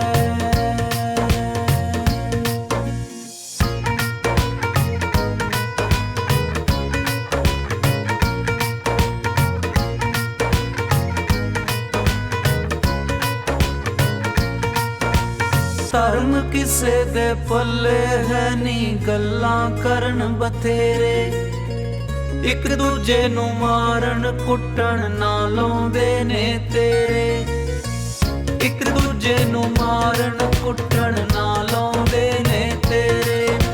ਦਇਆ ਦੀਨਤਾ ਭੁੱਲ ਕੇ ਬਾਬਾ ਦੁਨੀਆ ਕੂੜਾ ਢੋ ਰਹੀ ਹੈ ਗੰਗਾ ਜਲ ਨੂੰ ਛੱਡ ਕੇ ਅੱਜ ਕੱਲ ਹੱਥ ਅਲਕੋਹਲ ਨਾ ਧੋ ਰਹੀ ਹੈ ਵੇਖ ਲੈ ਬਾਬਾ ਤੇਰੀ ਦੁਨੀਆ ਕਿੰਨੀ ਮੈਲੀ ਹੋ ਰਹੀ ਹੈ ਗੰਗਾ ਜਲ ਨੂੰ ਛੱਡ ਕੇ ਅੱਜ ਕੱਲ ਹੱਥ ਅਲਕੋਹਲ ਨਾ ਧੋ ਰਹੀ ਹੈ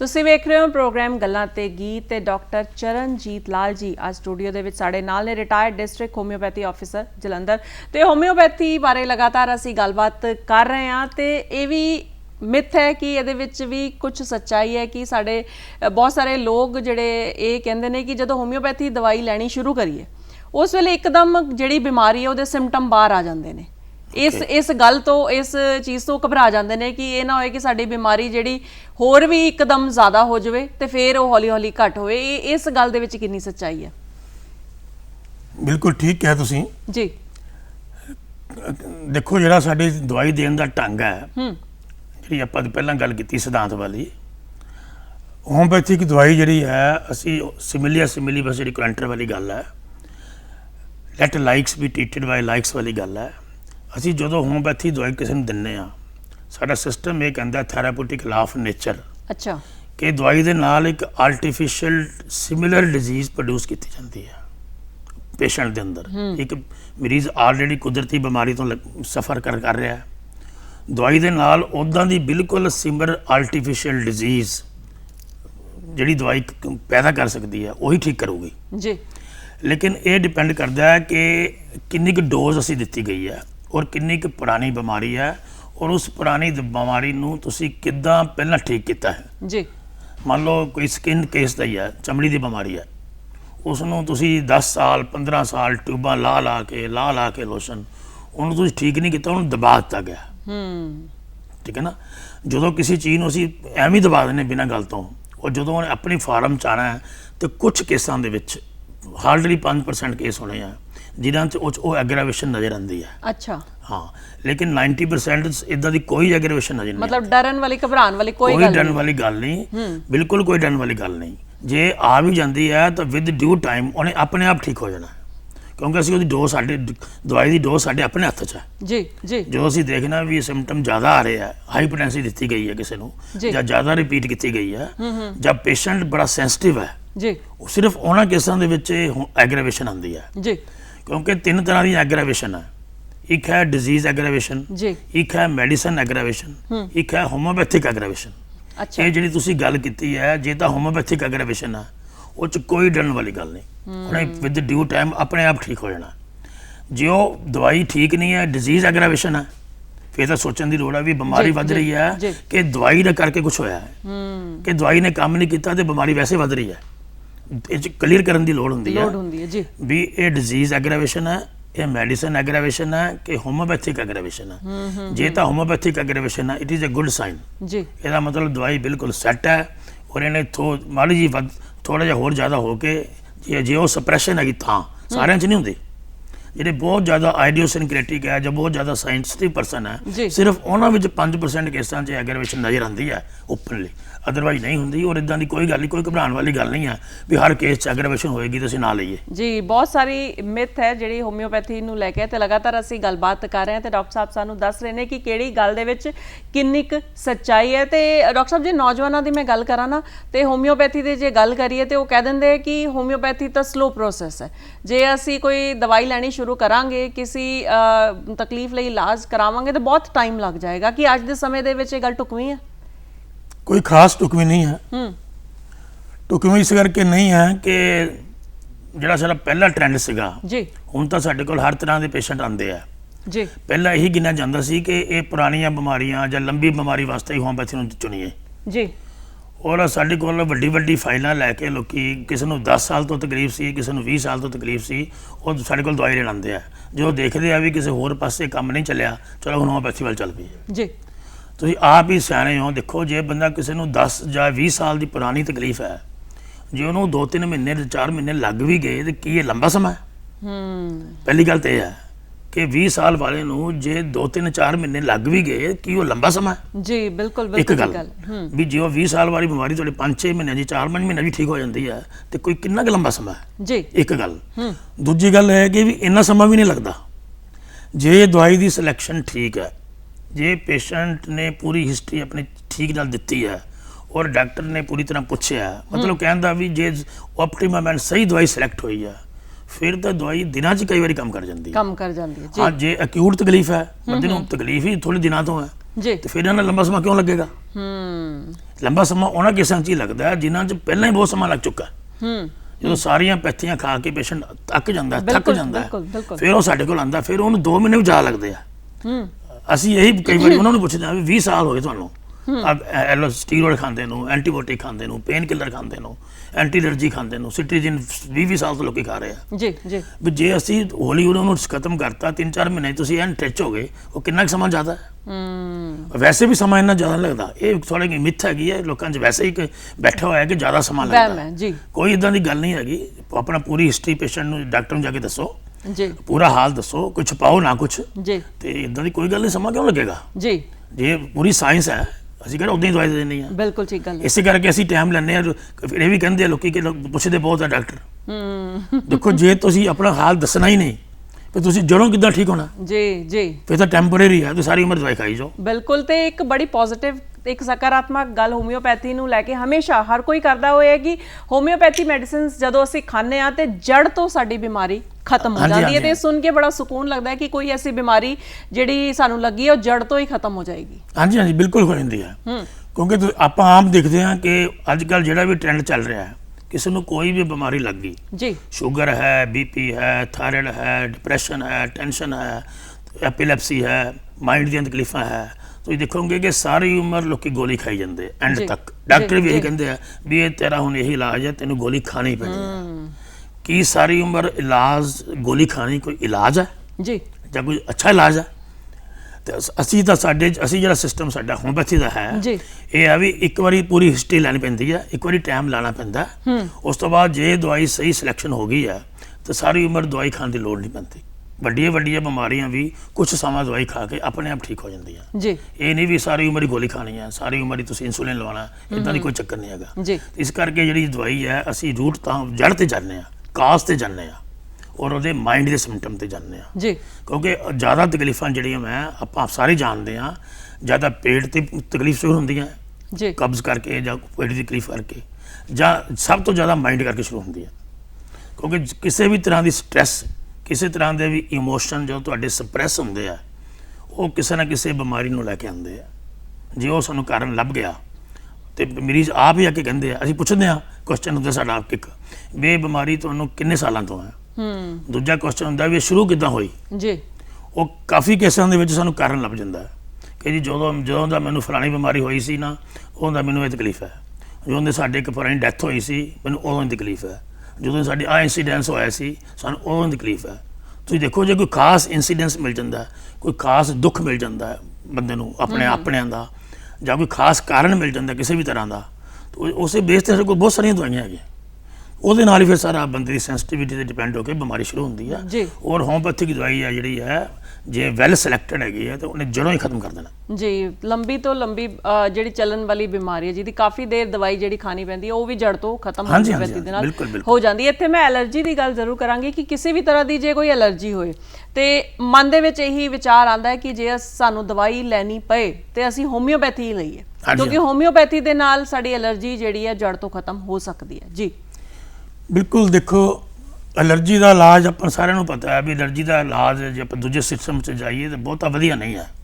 ਦਵਾਈਆਂ ਕਾਫੀ ਹੈ, ਇਹ ਨਹੀਂ ਕਿ ਨਹੀਂ, ਐਮਰਜੈਂਸੀ ਨੂੰ ਬੜਾ ਅੱਛਾ ਟੈਕਲ ਵੀ ਕਰਦੇ ਸਾਰੇ, ਲੇਕਿਨ ਵੈਸੇ ਤਾਂ ਕਹਿੰਦੇ ਐਲਰਜੀ ਰੱਬ ਦੀ ਮਰਜ਼ੀ ਹੈ ਨਾ, ਆਪਾਂ ਆਮ ਅਖਾਨਿਕ ਬਣਿਆ ਹੋਇਆ, ਪਰ ਇੱਦਾਂ ਦੀ ਕੋਈ ਗੱਲ ਨਹੀਂ। ਦੇਖੋ ਕਾਫੀ ਪੇਸ਼ੈਂਟ ਇੱਦਾਂ ਦੇ ਹੈ ਜਿਨ੍ਹਾਂ ਨੂੰ ਖਾਸ ਚੀਜ਼ ਤੋਂ ਐਲਰਜੀ ਹੈ, ਲੇਕਿਨ ਜਨਮ ਤੋਂ ਨਹੀਂ ਹੁੰਦੀ। ਜਿਹੜੀ ਦੋ ਤਰ੍ਹਾਂ ਦੀ ਐਲਰਜੀ ਸਾਡੇ ਕੋਲ ਹੈ, ਇੱਕ ਤਾਂ ਹੈ ਉਹ ਐਲਰਜੀ ਜਿਹੜੀ ਜਨਮ ਤੋਂ ਪੈਦਾ ਹੁੰਦੀ, ਉਹ ਥੋੜਾ ਜਿਹਾ ਔਖੀ ਹੈ ਠੀਕ ਕਰਨੀ। ਜੇ ਜਿਹੜੀ ਐਲਰਜੀ ਤੁਹਾਡੀ ਬਾਅਦ 'ਚ ਪੈਦਾ ਹੋਈ ਹੈ ਕਿਸੇ ਨਾ ਕਿਸੇ ਵਜ੍ਹਾ ਕਰਕੇ, ਚਾਹੇ ਕਿਸੇ ਬਿਮਾਰੀ ਕਰਕੇ ਹੋਈ, ਚਾਹੇ ਕਿਸੇ ਦਵਾਈਆਂ ਦੇ ਸਾਈਡ ਇਫੈਕਟ ਕਰਕੇ ਹੋਈ, ਚਾਹੇ ਬੰਦੇ ਦੀ ਆਪਣੀ ਇਮਿਊਨਿਟੀ ਘਟ ਗਈ ਉਹਦੇ ਕਰਕੇ ਹੋਈ, ਉੱਦਾਂ ਦੀ ਐਲਰਜੀ ਦਾ ਇਲਾਜ ਜਿਹੜਾ ਉਹ ਹੋਮਿਓਪੈਥੀ 'ਚ ਹੈ। ਉਹੀ ਗੱਲ ਪੁਰਾਣੀ ਹੈ ਵੀ ਸਾਨੂੰ ਪੂਰਾ ਕਾਰਨ ਪਤਾ ਲੱਗ ਜਾਂਦਾ ਵੀ ਕਿੱਦਾਂ ਹੋਈ, ਜੀ ਵੀ ਇਸ ਤੋਂ ਪਹਿਲਾਂ ਕੀ ਮਰੀਜ਼ ਨੂੰ ਕੀ ਹੋਇਆ ਤੇ ਐਲਰਜੀ ਕਿੱਦਾਂ ਪੈਦਾ ਹੋਈ। ਜੀ ਜੇ ਅਸੀਂ ਉਹ ਸਿੱਟੇ ਤੇ ਪਹੁੰਚ ਜੰਨੇ ਆ ਤੇ ਉਹਦੇ ਬੇਸ ਤੇ ਅਸੀਂ ਦਵਾਈ ਦਿੰਨੇ ਆ, ਔਰ ਕੋਈ ਸੀ ਗੱਲ ਨਹੀਂ ਆਈ। ਜਿਹੜਾ ਬੰਦਾ ਪਹਿਲਾਂ ਕਿਸੇ ਖਾਸ ਚੀਜ਼ ਤੋਂ ਐਲਰਜੀ ਤੋਂ ਬਾਅਦ ਚ ਅਸੀਂ ਸ਼ੁਰੂ ਕਰਾ ਦਿੰਦੇ ਹੌਲੀ ਹੌਲੀ ਉਹਨੂੰ, ਲੇਕਿਨ ਸਮਾਂ ਲੱਗਦਾ ਥੋੜਾ ਜਿਹਾ, ਥੋੜਾ ਸਬਰ ਦਾ ਫਲ ਮਿੱਠਾ। ਜੀ ਹਾਂਜੀ ਹਾਂ, ਥੋੜਾ ਜਿਹਾ ਸਮਾਂ ਲੈ ਕੇ ਜੇ ਪੇਸ਼ੈਂਟ ਸਮਾਂ ਲੈਂਦਾ, ਸਬਰ ਰੱਖਦਾ ਤੇ ਇਦਾਂ ਦੀ ਕੋਈ ਗੱਲ ਨਹੀਂ ਕਿ ਐਲਰਜੀ ਵਾਲੀ ਤਕਲੀਫ ਵੀ ਠੀਕ ਨਾ ਹੋਵੇ। ਜੀ ਬਿਲਕੁਲ ਹਾਂ, ਜੇ ਕੋਈ ਜਨਮ ਜਮਾਂਤਰੂ ਹੈ ਉਹਦੇ ਵਿੱਚ ਥੋੜਾ ਜਿਹਾ ਜ਼ਰੂਰ ਮੁਸ਼ਕਲ ਆਉਂਦੀ ਹੈ। ਜੀ ਉਹਦੇ ਵਿੱਚ ਸਾਨੂੰ ਫਿਰ ਪਿਛਲੀ past history, family history, mother ਦੀ ਹਿਸਟਰੀ, ਉਹ ਕਈ ਫੈਕਟਰ ਇਕੱਠੇ ਕਰਕੇ ਫਿਰ ਦਵਾਈ ਦੇਣੀ ਪੈਂਦੀ ਦਵਾਈ ਹੈ। ਦੇਣੀ ਪੈਂਦੀ। ਜਿਸ ਦੇ ਵਿੱਚ ਤੁਸੀਂ ਐਮਰਜੈਂਸੀ ਦੀ ਜਿਵੇਂ ਗੱਲ ਕੀਤੀ, ਤੇ ਮੈਂ ਗੱਲ ਉਹਨੇ ਕਰਾਂਗੀ ਕਿ ਜੇ ਫਸਟ ਏਡ ਦੀ ਲੋੜ ਹੈ, ਸੱਟ ਲੱਗ ਗਈ ਹੈ, ਕੋਈ ਵੀ ਪ੍ਰੋਬਲਮ ਹੈ, ਫਸਟ ਏਡ ਦੀ ਲੋੜ ਹੈ, ਉਸ ਵੇਲੇ ਹੋਮਿਓਪੈਥੀ ਕਿਵੇਂ ਸਹਾਈ ਹੈ? ਕਾਫੀ ਸਹਾਈ ਹੈ ਜੀ। ਜੀ ਬੜੀ ਐਕਿਊਟ ਪੇਨ ਦੇ ਵਿੱਚ ਸਾਡੇ ਕੋਲ ਕਾਫੀ ਦਵਾਈਆਂ ਹੈ, ਬਹੁਤ ਜ਼ਬਰਦਸਤ ਦਰਦ ਹੁੰਦਾ, ਜੇ ਇੱਕਦਮ ਕੋਈ ਸੱਟ ਲੱਗ ਜਾਂਦੀ ਹੈ ਉਹਦੇ ਵਾਸਤੇ ਬਹੁਤ ਸਾਰੀਆਂ ਦਵਾਈਆਂ ਹੈ। ਪਿਛਲੇ ਸਮੇਂ 'ਚ ਆਪਾਂ ਸੋਚਦੇ ਸੀ ਵੀ ਹੋਮਿਓਪੈਥੀ ਉਹੀ ਪੁਰਾਣੀ ਚੀਜ਼ ਹੈ, ਹੁਣ ਉਹ ਚੀਜ਼ ਨਹੀਂ ਹੈ। ਹੁਣ ਹੋਮਿਓਪੈਥੀ ਦੇ ਵਿੱਚ ਬਹੁਤ ਸਾਰੀਆਂ ਸਾਇੰਸ ਨੇ ਅੱਛੀ ਡਿਵੈਲਪਮੈਂਟ ਕਰ ਲਈ ਹੈ, ਜੀ ਔਰ ਬਹੁਤ ਸਾਰੀਆਂ ਜਿਹੜੀਆਂ ਮਤਲਬ ਫਸਟ ਏਡ ਜਿਹੜੀ ਹੈ, ਜਿਹਨੂੰ ਆਪਾਂ ਫਸਟ ਏਡ ਕਹਿ First ਦਿੰਦੇ aid, ਜੀ, ਹਾਂ, ਜੀ। ਜਿਹੜੀ ਘਰ ਦੇ ਵਿੱਚ ਰਹਿ ਕੇ ਵੀ ਹੋ ਸਕਦੀ ਹੈ, ਕਲੀਨਿਕ ਜਾ ਕੇ ਹੋ ਸਕਦੀ ਹੈ, ਉਹਦੇ ਵਿੱਚ ਕਾਫੀ ਅੱਛੀਆਂ ਦਵਾਈਆਂ ਸਾਡੇ ਕੋਲ ਇਨ ਐਵਰੀ ਟਾਈਪ। ਕੋਈ ਵੀ ਇੰਸੀਡੈਂਸ ਹੈ, ਇੱਕਦਮ ਕਿਸੇ ਨੂੰ ਦੁੱਖ ਹੋਇਆ, ਉਹਨੂੰ ਕੋਈ ਸਦਮਾ ਪਹੁੰਚਿਆ, ਉਹ ਬੇਹੋਸ਼ ਹੋਇਆ ਸੀ, ਉਸ ਵੇਲੇ ਦਵਾਈ ਦਿੰਦੇ ਠੀਕ ਹੋ ਜਾਂਦਾ।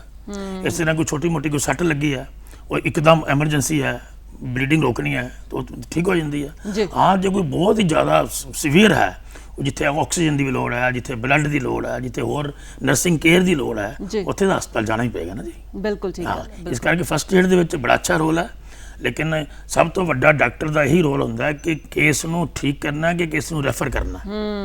ਰੈਫਰ ਕਰਨਾ ਆਪਣੇ ਆਪ 'ਚ ਇੱਕ ਕੁਆਲੀਫਿਕੇਸ਼ਨ ਹੈ। ਜੀ ਉਸ ਨਾਲ ਜੇ ਕਿਸੇ ਦੀ ਜਾਨ ਬਚਾਉਣੀ ਹੈ, ਜੇ ਤੁਹਾਡੇ ਆਪਣੇ ਬਸ 'ਚ ਨਹੀਂ ਹੈ, ਉਹ ਚਾਹੇ ਹੋਮੋਪੈਥ ਹੈ, ਚਾਹੇ ਐਲੋਪੈਥ ਹੈ, ਚਾਹੇ ਆਯੁਰਵੇਦ ਹੈ, ਉਹ ਹਰ ਇੱਕ ਪੈਥੀ ਦੀ ਆਪਣੀ ਲਿਮਿਟੇਸ਼ਨ ਹੈ, ਡਾਕਟਰ ਦੀ ਆਪਣੀ ਲਿਮਿਟੇਸ਼ਨ ਹੈ। ਜੀ ਤੇ ਸਹੀ ਡਾਕਟਰ ਉਹੀ ਹੈ ਜਿਹੜਾ ਸਹੀ ਸਮਝ ਕੇ ਉਸ ਪੇਸ਼ੈਂਟ ਨੂੰ ਜ਼ਿਆਦਾ ਠੀਕ ਕਰੇ ਜਾਂ ਰੈਫਰ ਕਰ ਦੇ। ਬਿਲਕੁਲ ਬਿਲਕੁਲ ਠੀਕ ਗੱਲ। ਰੈਫਰ ਕਰਨਾ ਇੱਕ ਕੁਆਲੀਫਿਕੇਸ਼ਨ ਹੈ।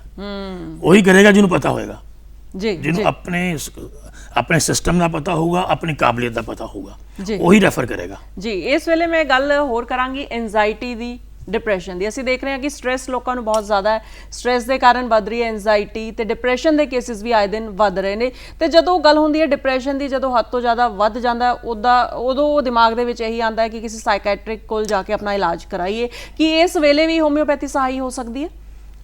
ਬਹੁਤ ਸਾਰੇ ਕੇਸਾਂ ਦੇ ਵਿੱਚ ਸਹਾਈ ਹੈ ਜੀ। ਜੀ ਦੇਖੋ, ਸਾਈਕੈਟ੍ਰਿਸਟ ਦਾ ਆਪਣਾ ਰੋਲ ਹੈ, ਅਸੀਂ ਕਿਸੇ ਵੀ ਸਿਸਟਮ ਦੀ ਨਿੰਦਾ ਨਹੀਂ ਕਰਦੇ। ਬਿਲਕੁਲ ਠੀਕ ਗੱਲ ਹੈ ਜੀ। ਸਪੈਸ਼ਲਿਸਟ ਦੀ ਔਰ ਐਕਸਪਰਟ ਦੀ ਹਰ ਥਾਂ ਤੇ ਲੋੜ ਹੈ, ਚਾਹੇ ਉਹ ਕਿਸੇ ਵੀ ਚੀਜ਼ ਦਾ ਸਪੈਸ਼ਲਿਸਟ ਹੈ, ਉਹਦੀ ਰਾਏ ਲੈਣੀ ਜ਼ਰੂਰੀ ਹੈ। ਜ਼ਰੂਰੀ ਹੈ ਜੀ। ਤਾਂ ਕਿ ਪ੍ਰੋਪਰ ਡਾਇਗਨੋਸ ਹੋ ਸਕੇ। ਲੇਕਿਨ ਹੋਮਿਓਪੈਥੀ ਦੇ ਵਿੱਚ ਮੈਂ ਪਹਿਲਾਂ ਵੀ ਦੱਸਿਆ ਸੀ ਕਿ ਮਾਨਸਿਕ ਸਿੰਪਟਮ ਦੀ ਜ਼ਿਆਦਾ ਇੰਪੋਰਟੈਂਸ ਹੈ, ਕਿਉਂਕਿ ਇੱਕ ਇਹੀ ਸਾਇੰਸ ਹੈ ਜਿਹਦੇ ਵਿੱਚ ਪ੍ਰੂਵਿੰਗ ਹਿਊਮਨ ਬੀਇੰਗਸ ਤੇ ਕੀਤੀ ਜਾਂਦੀ ਹੈ, ਔਰ ਇੱਕ ਮਾਈਂਡ ਸਿੰਪਟਮ ਜਿਹੜਾ ਹੈ ਸਟਰੋਂਗ ਜਿਹੜਾ ਹੈ ਉਹ 10 ਫਿਜ਼ੀਕਲ ਸਿੰਪਟਮ ਨੂੰ ਕੱਟ ਕਰ ਜਾਂਦਾ ਹੈ। ਜੀ तो माइंड सिम्पटम ਜਿਹੜੇ ਆ ਇਮੋਸ਼ਨਲ ਸਿਮਟਮ ਹੈ, ਉਹਦੇ ਚਾਹੇ ਐਂਗਜ਼ਾਇਟੀ ਹੈ, ਡਿਪਰੈਸ਼ਨ ਹੈ, ਉਦਾਸੀ ਹੈ, ਜੀ। ਉਹਦੇ ਵਿੱਚ ਹੋਮਿਓਪੈਥੀ ਦਾ ਬੜਾ ਅੱਛਾ ਰੋਲ ਹੈ। ਔਰ ਅਸੀਂ ਚੰਗੇ ਸਿਮਟਮ ਲੈ ਕੇ, ਜਿੱਦਾਂ ਇੱਕ ਕੋਈ ਪੇਸ਼ੈਂਟ ਹੈ ਉਹ ਇਕੱਲਾ ਰਹਿਣਾ ਚਾਹੁੰਦਾ ਹੈ, ਸਿਮਟਮ ਹੈ ਨਾ 1%, ਇੱਕ ਕੰਪਨੀ ਬੜਾ ਪਸੰਦ ਕਰਦਾ ਵਾ, ਇਹ ਅਲੱਗ-ਅਲੱਗ ਸਿਮਟਮ ਹੈ। ਉਹ ਕਹਿੰਦਾ ਮੈਂ ਇਕੱਲਾ ਹੀ ਰਹਿਣਾ, ਉਹ ਕਹਿੰਦਾ ਮੈਂ ਰਹਿਣਾ ਕੰਪਨੀ 'ਚ, ਇੱਕ ਇਕੱਲਾ ਰਹਿ ਨਹੀਂ ਸਕਦਾ, ਇੱਕ ਇਕੱਲੇ ਨੂੰ ਰਹਿਣ ਦਾ ਜੀ ਕਰਦਾ। ਉਹ ਇੱਦਾਂ ਦੇ ਸਿਸਟਮ, ਬਿਮਾਰੀਆਂ ਇੱਦਾਂ ਦੀਆਂ ਅੱਜ ਕੱਲ੍ਹ ਹੈ, ਐਂਗਜ਼ਾਇਟੀ ਦੀਆਂ, ਡਿਪਰੈਸ਼ਨ ਦੀਆਂ, ਜਾਂ ਇੱਕਦਮ ਬੰਦਾ ਘਬਰਾ ਜਾਂਦਾ, ਕੌਨਫੀਡੈਂਸ ਲੂਜ਼ ਹੋ ਜਾਂਦਾ, ਜਾਂ ਮੈਮਰੀ ਹੈ, ਬੱਚਿਆਂ ਦੀ ਯਾਦਦਾਸ਼ਤ ਹੈ, ਉੱਥੇ ਬੜਾ ਅੱਛਾ ਐਕਸ਼ਨ ਹੈਗਾ। ਤਾਂ ਉਹਦੇ ਸਾਇੰਸ ਜਿਹੜੇ ਸਾਰੇ ਸਿਮਟਮ ਹੈ ਮਾਈਂਡ ਨਾਲ ਰਿਲੇਟਡ ਹੈ, ਉਹ ਸਾਈਕੈਟ੍ਰਿਕ ਦੇ ਨਾਲ ਜਾਂ ਇਮੋਸ਼ਨ ਦੇ ਨਾਲ ਜੁੜੇ ਹੁੰਦੇ ਆ ਜੀ।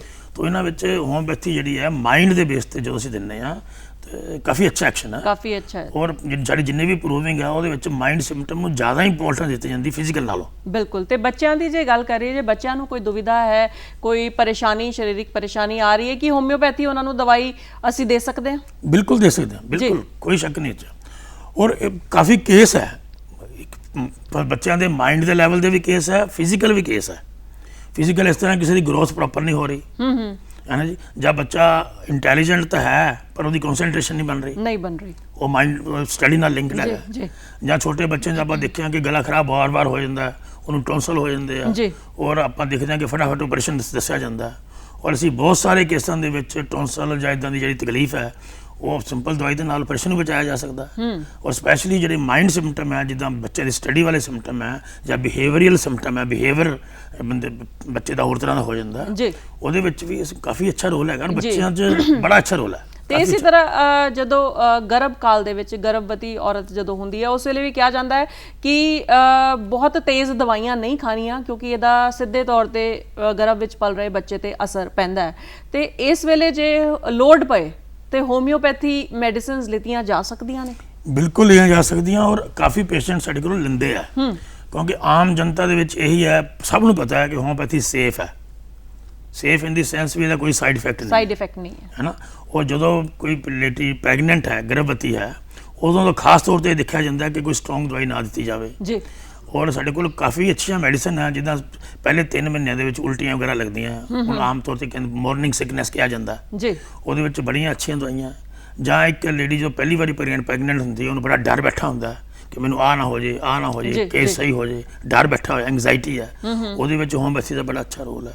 ਈਵਨ ਸੈਕੰਡ ਟ੍ਰਾਈਮੈਸਟਰ ਔਰ ਥਰਡ ਸੈਮੈਸਟਰ ਦੇ ਵਿੱਚ ਜਿਹੜੀਆਂ ਵੀ ਤਕਲੀਫਾਂ ਪੈਦਾ ਹੁੰਦੀਆਂ ਟ੍ਰਾਈਮੈਸਟਰ ਦੇ ਵਿੱਚ, ਉਹਦੇ 'ਚ ਕਾਫੀ ਅੱਛੇ ਰੋਲ ਹੈਗੇ, ਐਸੀ ਗੱਲ ਨਹੀਂ। ਕੋਈ ਛੋਟੀ ਮੋਟੀ ਤਕਲੀਫ, ਕਿਸੇ ਤਰ੍ਹਾਂ ਦੀ ਤਕਲੀਫ ਜਿਹੜੀ ਹੁੰਦੀ ਆ, ਉਹ ਅਸੀਂ ਦਵਾਈ ਦਿੰਦੇ ਇਹ ਹੈ ਵੀ ਐਕਸਪਰਟ ਦੀ, ਮੈਂ ਪਹਿਲਾਂ ਵੀ ਕਹਿ ਚੁੱਕਾ ਕਿ ਐਕਸਪਰਟ ਦਾ ਓਪੀਨੀਅਨ ਵੀ ਜ਼ਰੂਰੀ ਹੈ, ਬਹੁਤ ਜ਼ਰੂਰੀ, ਲੇਕਿਨ ਉਹਦੇ ਨਾਲ ਨਾਲ ਸਾਡੇ ਕੋਲ ਦਵਾਈਆਂ ਕਾਫੀ ਅੱਛੀਆਂ ਦਵਾਈਆਂ ਹੈ ਜਿਹਦੇ ਵਿੱਚ ਅਸੀਂ ਉਹਨਾਂ ਦਾ ਸਗੋਂ ਐਕਸਪਰਟ ਓਪੀਨੀਅਨ ਲੈ ਕੇ ਅਸੀਂ ਦਵਾਈ ਦਿੰਦੇ ਹਾਂ। ਸਗੋਂ ਦਵਾਈ ਇਸੇ ਤਰ੍ਹਾਂ ਅਸੀਂ ਬੱਚਿਆਂ ਦੀ ਗੱਲ ਕੀਤੀ, ਗਰਭਵਤੀ ਔਰਤਾਂ ਦੀ ਵੀ ਗੱਲ ਕੀਤੀ, ਤੇ ਮੈਂ ਜੇ ਬਜ਼ੁਰਗਾਂ ਦੀ ਗੱਲ ਕਰਾਂ ਨਾ, ਇੱਕ ਉਮਰ ਦੇ ਵਿੱਚ ਜਾ ਕੇ ਕਈ ਤਕਲੀਫਾਂ ਦਾ ਸਾਹਮਣਾ ਕਰਨਾ ਪੈਂਦਾ ਹੈ, ਜਿਹਦੇ ਵਿੱਚੋਂ ਇੱਕ ਇਹ ਹੈ ਕਿ ਜੋੜਾਂ ਦਾ ਦੁਖਣਾ ਹੈ ਨਾ, ਆਰਥਰਾਈਟਿਸ ਹੈ, ਜੋੜਾਂ ਦਾ ਦੁਖਣਾ, ਕਿ ਇਦਾਂ ਦੀ ਤਕਲੀਫਾਂ ਦੇ ਵਿੱਚ ਜਲਦੀ ਸਾਨੂੰ ਰਿਜ਼ਲਟ ਮਿਲ ਸਕਦੇ ਨੇ ਹੋਮਿਓਪੈਥੀ ਮੈਡੀਸਨ ਜੇ ਲਈਏ? ਕਾਫੀ ਅੱਛੇ ਰਿਜ਼ਲਟ ਮਿਲ ਸਕਦੇ ਆ ਜੀ, ਕਿਉਂਕਿ ਆਪਣਾ ਇੱਕ ਤੁਸੀਂ ਪਹਿਲਾਂ ਵੀ ਪਤਾ, ਸਾਡਾ ਇਹੀ ਮਕਸਦ ਹੈ ਕਿ ਸਾਰੀ ਉਮਰ ਪੇਨ ਕਿਲਰ ਨਾ ਖਲਾਈ ਜਾਵੇ। ਬਿਲਕੁਲ ਬਿਲਕੁਲ ਬਿਲਕੁਲ। ਔਰ ਆਮ ਤੌਰ ਤੇ ਕੀ ਕਰਦੇ ਆ ਕਿ ਪੇਸ਼ੈਂਟ ਇੱਕ ਗੋਲੀ ਦਰਦ ਦੀ ਹੈ ਉਹ ਖਾਈ ਜਾਂਦੇ ਕਿਤੇ ਮੈਨੂੰ ਸੱਟ ਬੈਠੀ ਹੋਈ ਹੈ, ਪਰ ਨਹੀਂ, ਉਹ ਗਲਤ ਹੁੰਦਾ, ਔਰ ਬਾਅਦ 'ਚ ਸਾਈਡ ਇਫੈਕਟ ਹੁੰਦਾ ਜੀ। ਅਸੀਂ ਪੇਸ਼ੈਂਟ ਨੂੰ ਪੂਰੀ ਹਿਸਟਰੀ ਲੈ ਕੇ ਵੀ ਜਿਹੜੀ ਜੋੜਾਂ ਦਾ ਦਰਦ ਹੈ ਤੁਹਾਨੂੰ ਕਿੰਨੀ ਦੇਰ ਤੋਂ ਹੈ, ਕਦੋਂ ਜ਼ਿਆਦਾ ਹੁੰਦਾ, ਕਦੋਂ ਘੱਟ ਹੁੰਦਾ ਹੈ। ਇੱਕ ਚੀਜ਼ ਹੈ ਕਿ ਮੋਡੈਲਿਟੀਜ਼ ਤੁਸੀਂ ਸ਼ਾਇਦ ਸਮਝਦੇ ਹੋਗੇ, ਐਗਰਾਵੇਸ਼ਨ ਜਾਂ ਐਮੀਲੀਓਰੇਸ਼ਨ ਜੀ, ਵੀ ਕੋਈ ਵੀ ਜਿਹੜੀ ਦਰਦ ਹੈ ਕਦੋਂ ਵੱਧਦੀ ਹੈ, ਕਦੋਂ ਘਟਦੀ ਹੈ, ਉਹਦੇ ਹਿਸਾਬ ਨਾਲ ਹੋਮਿਓਪੈਥਿਕ ਦਵਾਈ ਸਿਲੈਕਟ ਕੀਤੀ ਜਾਂਦੀ ਹੈ ਜੀ, ਜਾਂ ਕਿਹੜੇ ਟਾਈਮ ਤੇ ਜ਼ਿਆਦਾ ਹੁੰਦੀ ਹੈ। ਇਹ ਹੋਮਿਓਪੈਥੀ ਇੱਕ ਲਕਸ਼ ਹੈ। ਇੱਕ ਸਾਡਾ ਲਾ ਹੈਗਾ, ਲਾ ਆਫ ਇੰਡੀਵਿਜੂਅਲਾਈਜੇਸ਼ਨ, ਕਿ ਹਰ ਇਨਸਾਨ ਦੂਜੇ ਇਨਸਾਨ ਨਾਲੋਂ ਅਲੱਗ ਹੈ। ਜੇ ਤੁਹਾਡੇ ਕੋਲ 5 ਕੇਸ ਮੰਨ ਲਓ ਟਾਈਫਾਇਡ ਦੇ ਆ ਜਾਂਦੇ ਆ, ਤੇ 5 ਦੇ ਸਿੰਪਟਮ ਅਲੱਗ ਹੋਣਗੇ। 5 ਸ਼ੂਗਰ ਦੇ ਪੇਸ਼ੈਂਟ ਆ ਜਾਂਦੇ ਆ, 5 ਦੇ ਸਿੰਪਟਮ ਅਲੱਗ ਹੋਣਗੇ ਜੀ। ਇਹ ਨਹੀਂ ਕਿ ਸਾਰਿਆਂ ਨੂੰ ਇੱਕੋ ਦਵਾਈ ਦੇ ਦੇਣੀ ਹੈ। ਜੇ 5 ਸ਼ੂਗਰ ਦੇ ਪੇਸ਼ੈਂਟ ਆ, 5 ਨੂੰ ਅਲੱਗ-ਅਲੱਗ ਦਵਾਈ ਵੀ ਹੋ ਸਕਦੀ ਹੈ।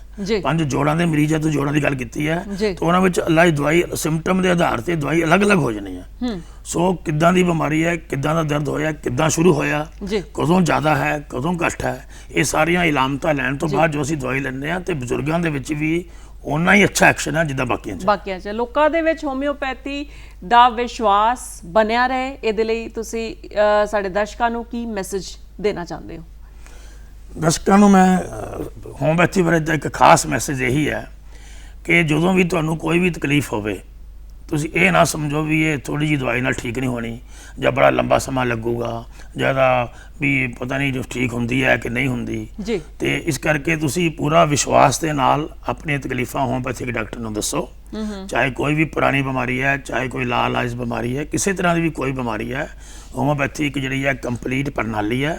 ਹਰ ਬਿਮਾਰੀ ਦਾ ਹੋਮਿਓਪੈਥੀ 'ਚ ਇਲਾਜ ਹੈ, ਔਰ ਆਪਣੀਆਂ ਪੂਰੀਆਂ ਇਲਾਮਤਾਂ ਬਿਨਾਂ ਕੁਝ ਛੁਪਾਏ ਜੇ ਤੁਸੀਂ ਡਾਕਟਰ ਨੂੰ, ਹੋਮਿਓਪੈਥਿਕ ਡਾਕਟਰ ਨੂੰ ਦੱਸੋਗੇ, ਤਾਂ ਤੁਹਾਡੀ ਵੱਡੀ ਬਿਮਾਰੀ ਵੀ ਥੋੜੇ ਸਮੇਂ ਦੇ ਵਿੱਚ ਠੀਕ ਹੋ ਸਕਦੀ ਹੈ ਜੀ। ਡਾਕਟਰ ਸਾਹਿਬ, ਤੁਸੀਂ ਸਾਡੇ ਸਟੂਡੀਓ ਦੇ ਵਿੱਚ ਆਏ, ਹੋਮਿਓਪੈਥੀ ਬਾਰੇ ਅੱਜ ਵਰਲਡ ਹੋਮਿਓਪੈਥੀ ਡੇ ਤੇ ਤੁਸੀਂ ਬਹੁਤ ਕੁਝ ਦੱਸਿਆ, ਤੁਹਾਡਾ ਬਹੁਤ ਬਹੁਤ ਸ਼ੁਕਰੀਆ। Thank you.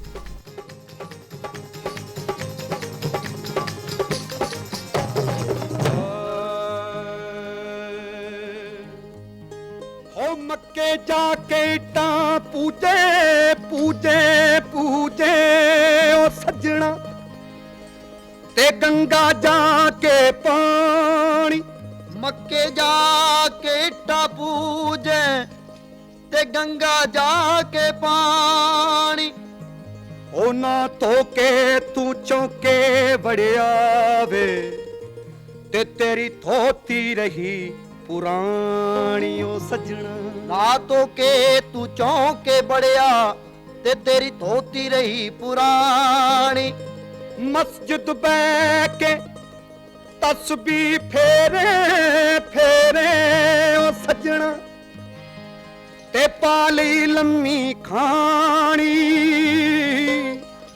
ਹੋ ਫੜ ਮੁਰਸ਼ਦ ਦਾ ਪੱਲਾ ਭੁੱਲਿਆ ਏ ਤੇ ਤੇਰੀ ਮੁੱਕ ਜਿਉਣੀ ਜਾਣੀ ਓ ਸੱਜਣਾ ਅੱਲਾਹੂ ਅੱਲਾਹੂ ਅੱਲਾਹੂ ਅੱਲਾਹੂ ਤੂੰ ਬਕੈਦਾ ਏ ਅੱਲਾਹੂ ਤੂੰ ਬਕੈਦਾ ਏ ਓ ਅੱਲਾਹੂ ਤੂੰ ਬਕੈਦਾ ਏ ਅੱਲਾਹੂ ਤੂੰ ਬਕੈਦਾ ਏ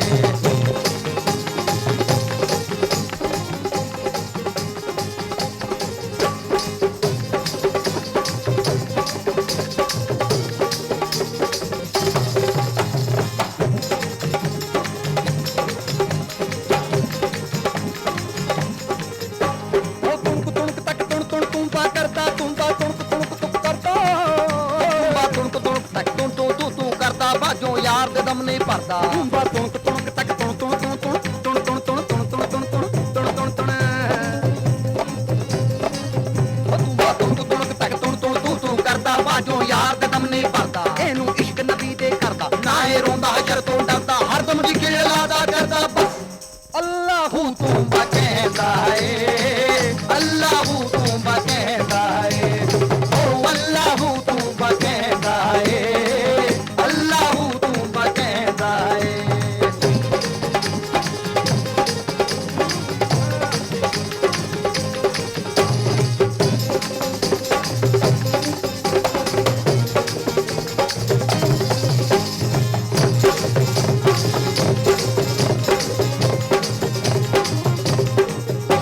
ਓ ਯਾਰ ਬਿਨਾ ਕਿਸ ਕੰਮੇ ਤੂੰ ਬਾ ਆਖਣਿਆ ਸੁਣਾਵੇ ਓ ਯਾਰ ਬਿਨਾ ਕਿਸ ਕੰਮੇ ਤੂੰ ਬਾ ਆਖਣਿਆ ਸੁਣਾਵੇ ਕੀ ਤਾਰ ਕੀ ਵੱਜਣਾ ਤੂੰ ਬਾ ਵਿੱਚ ਮਿੱਟੀ ਮਿਲ ਜਾਵੇ ਏਕਲਾ ਤੇ ਮੂਰਖ ਬੰਦਿਆ ਰਾਗ ਸਮਝ ਨਾ ਆਵੇ ਭਈ ਆਪਣੇ ਵਸ ਦੀ ਗੱਲਾਂ ਕੋਈ ਯਾਰ ਜਤਾ ਹਿਲਾਵੇ ਬਸ ਅੱਲਾਹੂ ਤੂੰ